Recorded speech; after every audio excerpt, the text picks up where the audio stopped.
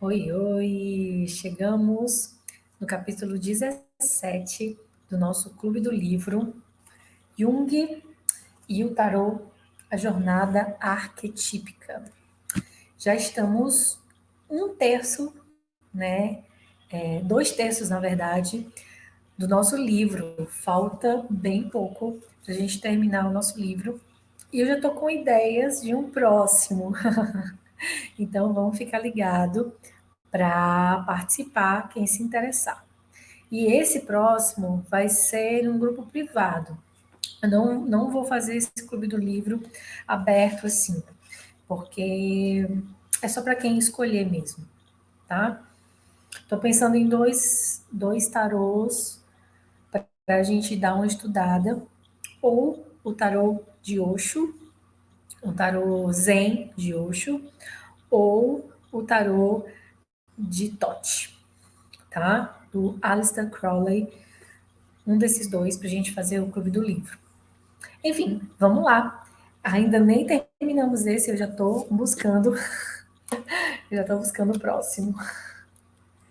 E aí, vocês estão curtindo? Espero que sim, porque eu estou dedicada nesse projeto. Então, vamos lá, né?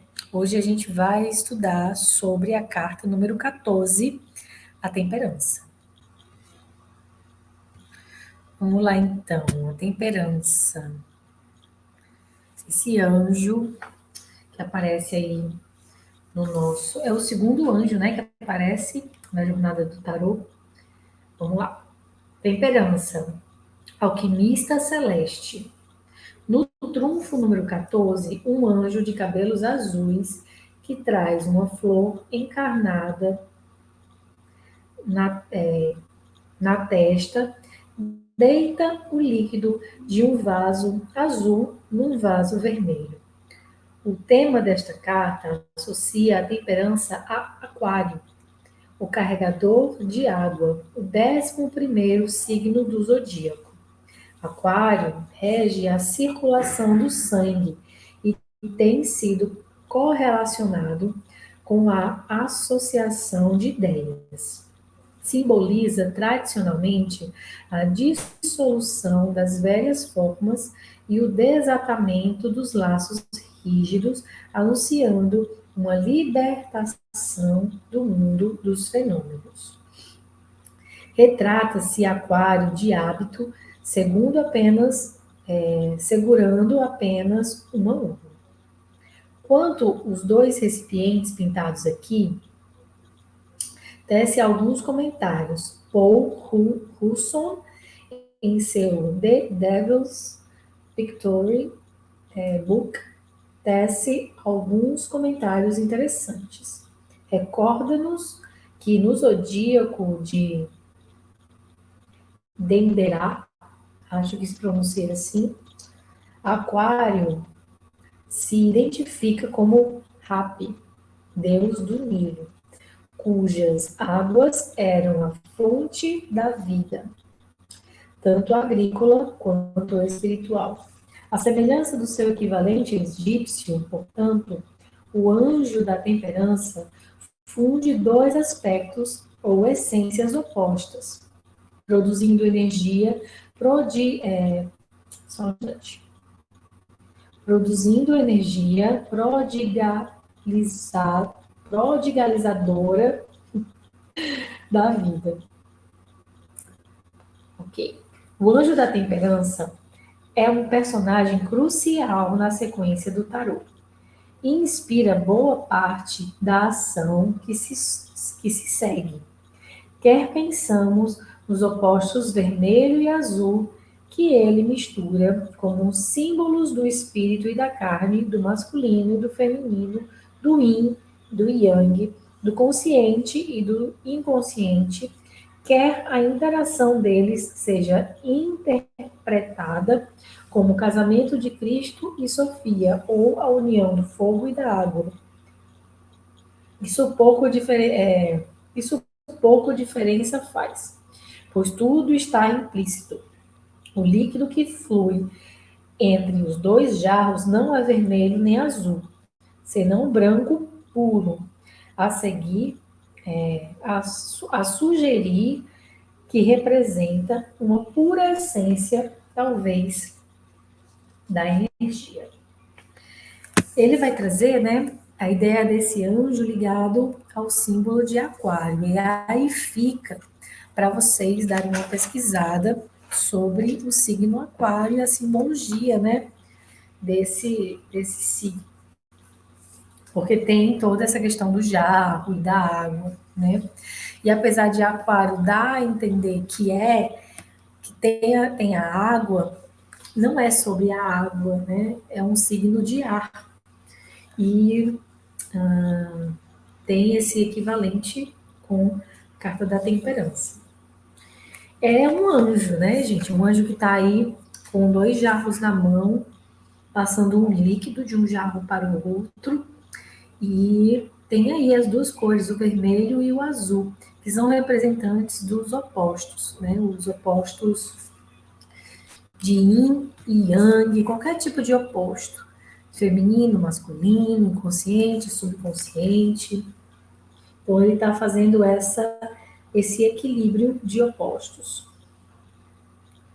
né?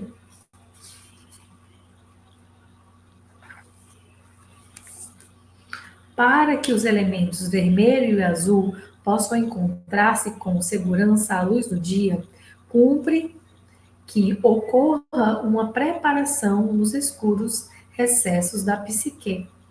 É a este cerimonial que o anjo preside. Como em qualquer situação de conflito, um primeiro passo criativo no sentido de uma solução consiste em encontrar um árbitro, alguém cuja sabedoria e a compreensão abranja os dois lados. A lá da temperança, que sustém com igual interesse o azul e o vermelho, ao mesmo tempo, é uma figura assim.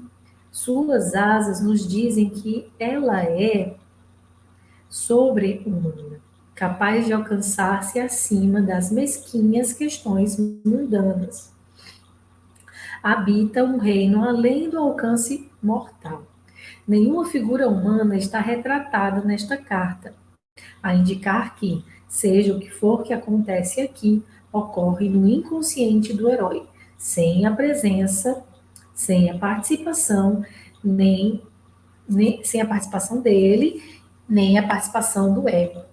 E é interessante essa colocação de que não existe nenhuma figura além do anjo aqui nessa carta. Não existe, como lá nos enamorados, que a gente tem o anjo, né, o cupido, e tem mais três figuras ali naquela carta. Aqui a gente tem um anjo só. Não tem nenhum outro ser. E aqui sugere que tudo isso acontece num lugar inconsciente, num lugar que o nosso herói ele não acessa, não está percebendo. E muitas vezes, quando essa carta sai, né, ela sugere isso, né, sugere que essa proteção, esse anjo, esse ser, como ela coloca, como se fosse um árbitro, um ser que tem uma consciência maior, tem uma consciência divina, um ser sobrenatural, vamos dizer assim, um ser sobre-humano, ele está tomando de conta da situação, ele está ali no oculto, no secreto, no invisível, tomando de conta da situação, equilibrando. E é muito simbólico que essa carta venha depois da carta 13, né? Da carta da morte, que é uma carta que fala de uma situação, um conflito muito difícil, né? Muito desafiador, que é a morte de uma antiga vida, de um antigo ser para um renascimento. E aí eu vou deixar uma sugestão para vocês lerem o livro O Herói das Mil Faces. Esse livro vai ajudar muito a gente, né, a entender sobre símbolo e a jornada do herói, que é um símbolo e que tem tudo a ver com o tarô, né? é uma jornada do herói, o nosso louco é um herói, certo? E tem lá essa ideia de que um velho eu, uma velha vida precisa morrer para uma nova nascer. E existe esse sobrenatural, esse ser sobre-humano, né, que muitas vezes talvez o herói ele não está percebendo, mas que já apareceu na vida dele, já interferiu no livre-arbítrio dele, lá no número 6 e aqui no número 14 também. Tá ali, ó, mexendo as águas do vermelho e do azul de duas energias conflitantes e opostas para equilibrar, né? Então essa carta fala de proteção, fala de equilíbrio, fala de unir esses dois e fala de coisas que estão num plano que muitas vezes o consulente não está percebendo, certo? Continuando. Faz muito tempo que os anjos vêm sendo vistos como mensageiros alados do céu, o que significa psicologicamente que representam experiências internas de natureza mágica, ligando o homem ao mundo arquetípico do inconsciente. Tais visões aladas aparecem em nossa vida mundana em momentos cruciais, trazendo novas introvisões e revelando novas dimensões da experiência. Nos relatos bíblicos, os anjos aparecem tradicionalmente para fazer uma anunciação ou uma revelação de importância transcendental. De ordinário, a mensagem do anjo interessa não só ao indivíduo que vê a visão, mas também ao grupo coletivo. Essas experiências visionárias assinalam dramáticos pontos críticos pessoais e culturalmente. O anjo da temperança não se anuncia como um fulgor de luzes ofuscantes, nem como um fragor de símbolos. Em vez disso, posta-se diante de nós tranquilamente, como uma presença permanente.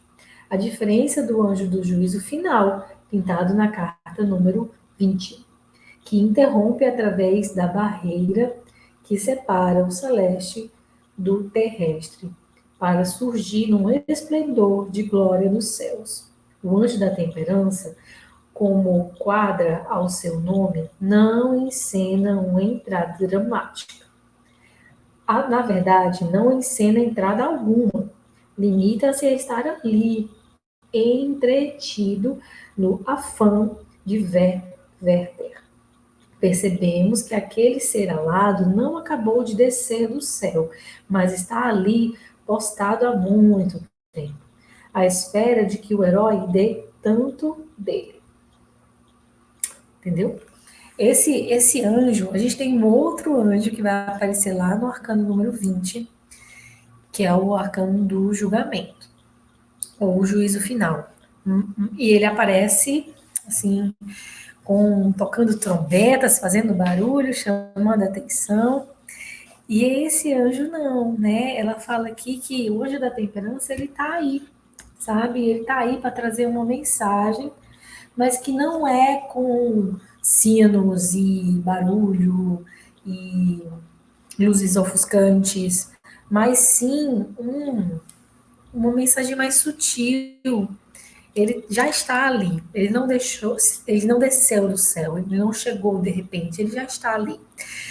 O que dá a entender que esse está acompanhando o herói o tempo inteiro. Porém, talvez o herói não tinha consciência dele até aqui, né? Até esse momento. De acordo com Jung, um anjo personifica a conscientização de algo novo que vem do inconsciente profundo. Surgir de uma imagem angelical, né, seria essa coisa nova,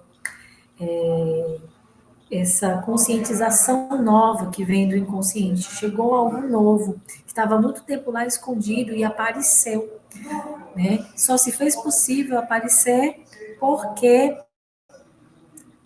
teve a morte do antigo e o renascimento para um novo. E aí é possível perceber isso, né? De acordo com Jung, o anjo personifica a conscientização de algo novo que vem do inconsciente profundo. De outra feita, ele definiu os anjos mais especificamente como transmissores personificados do conteúdo do inconsciente, que anuncia que eles desejam falar.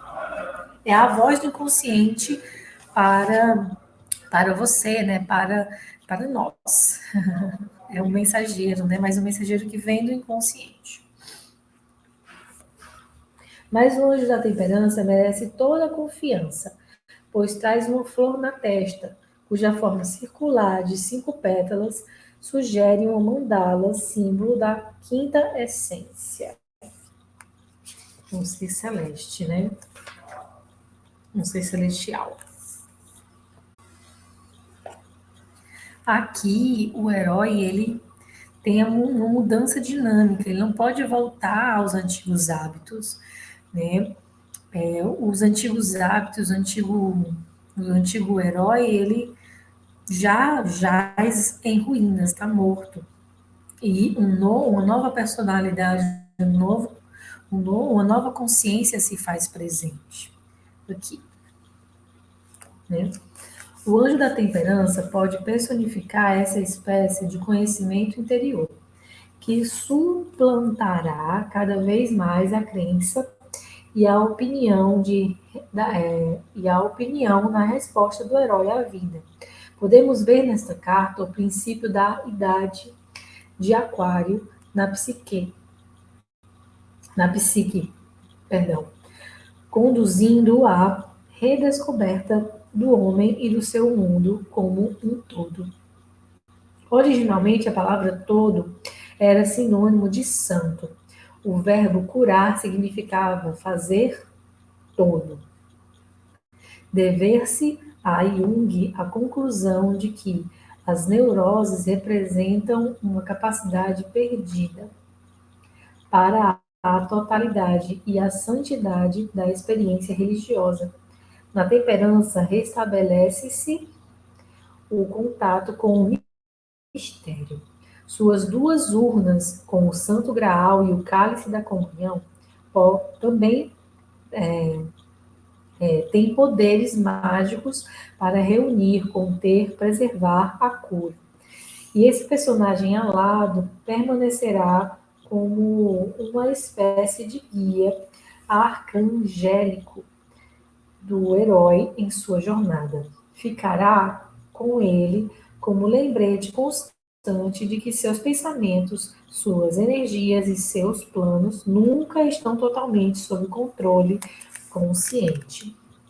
O líquido nas urnas do anjo parece saltar por sua própria vitalidade de alguma fonte inexaurível, como as águas místicas do jarro milagroso.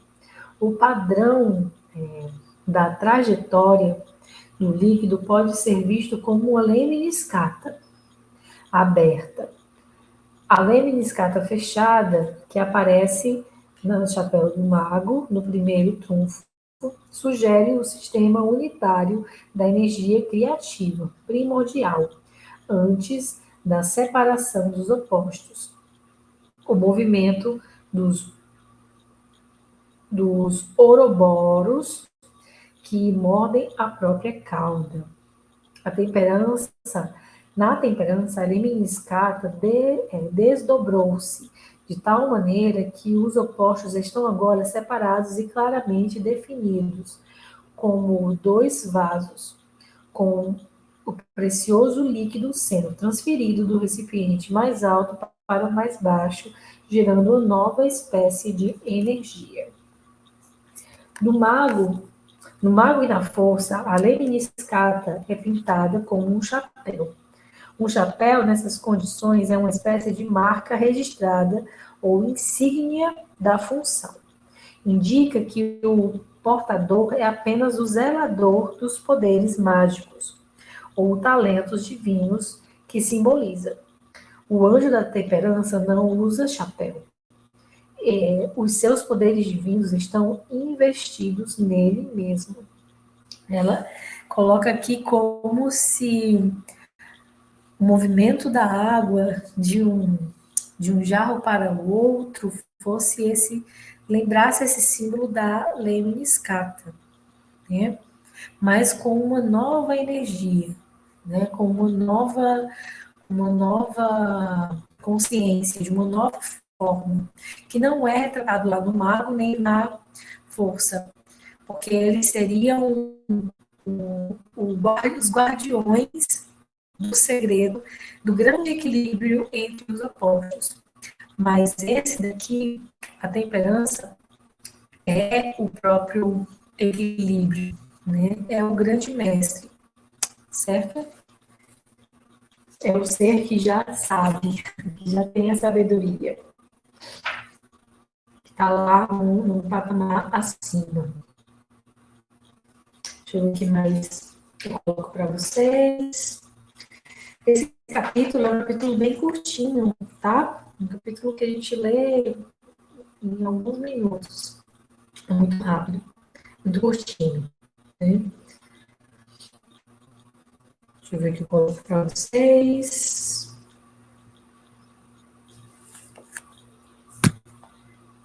A gente está falando, ele está falando aqui, que a gente está chegando no final da segunda linha do mapa da jornada. A primeira linha do mapa da jornada, né? Eu vou pegar aqui para trazer para vocês, é o reino dos deuses, que vai do mago até o carro. E a gente começou o reino do equilíbrio, que veio da justiça e encerra com a temperança, para entrar no reino da iluminação celestial e da autorrealização, que vai do diabo até o mundo. Então a gente está encerrando o reino do equilíbrio, né? A segunda linha do mapa da jornada, né? Vale notar que muito da ação na segunda fileira é iniciada ou presidida por figuras femininas. A justiça, a esfinge da roda da fortuna, a força, a temperança, encaixando e mobilizando numa espécie. E a temperança, todas claramente femininas, dominam a ação. O enforcado é passivo, incapaz de agir, encaixado e imobilizado numa espécie de ataúde composto de árvore e terra. É mantido cativo pelo feminino. Só o eremita e a morte, ambos figuras andrógenas, mostram o princípio masculino em ação. O gentil eremita, armado tão somente em uma lâmpadazinha, não inicia ação alguma, apenas faz incidir sua luz suave e iniquiridora no que quer que esteja acontecendo. A morte é retratada como algo ativo, mas não é senhora de si mesma. Na sua cegadeira em forma de lua crescente, pertence à deusa da lua, Astarte, senhora do tempo, das marés e da mudança. Interessante, né? Que a energia movedora nesse segundo reino do equilíbrio é a energia feminina. Outro padrão descoberto nesse reino do equilíbrio é o modo como que as cartas alternam seus temas entre o geral e o específico. O primeiro se apresenta o problema geral, ilustrado e amplificado depois por casos específicos na sua aplicação num padrão rítmico alternado. Primeiro, a justiça, que retrata o dilema moral universal. O problema de determinar e medir a culpa e a inocência. Depois, o eremita, cuja lâmpada ilumina um enfoque mais individual e humano do problema. A carta número 10, a Roda da Fortuna, traz-nos de volta outra vez ao universal. Coloca a eterna questão do destino versus livre-arbítrio. Estaremos nós, como os animais, presos para sempre no carrossel, já menos divertido do comportamento instintual? A maneira, a maneira de resposta aos dois trunfos seguintes nos mostram duas alternativas. Primeira, a dama e o leão, que revela que a natureza bestial pode ser domada.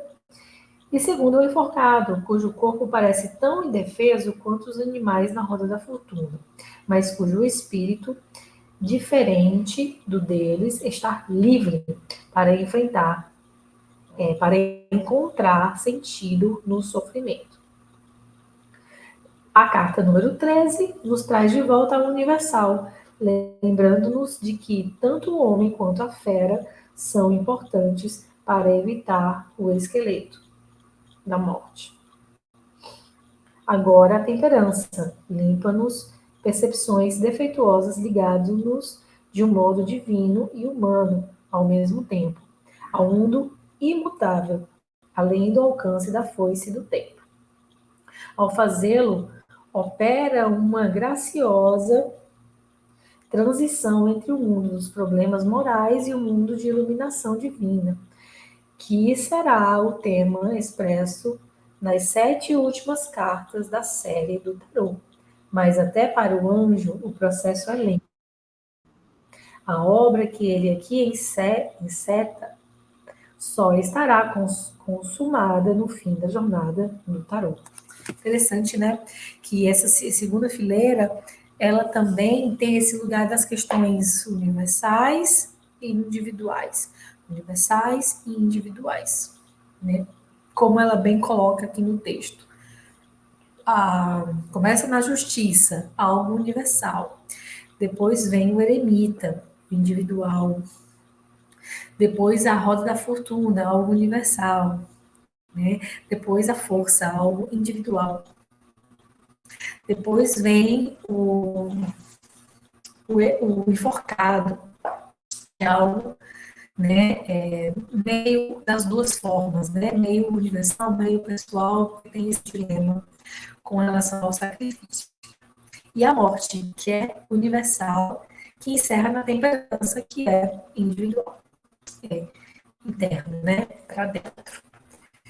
Então, essa foi a temperança, com todo esse charme, com todo esse mistério. É uma carta que não é tão fácil de a gente entender, assim, de primeiro, eu confesso, que tem aí questões dessa carta que é desafiador, é uma carta desafiadora.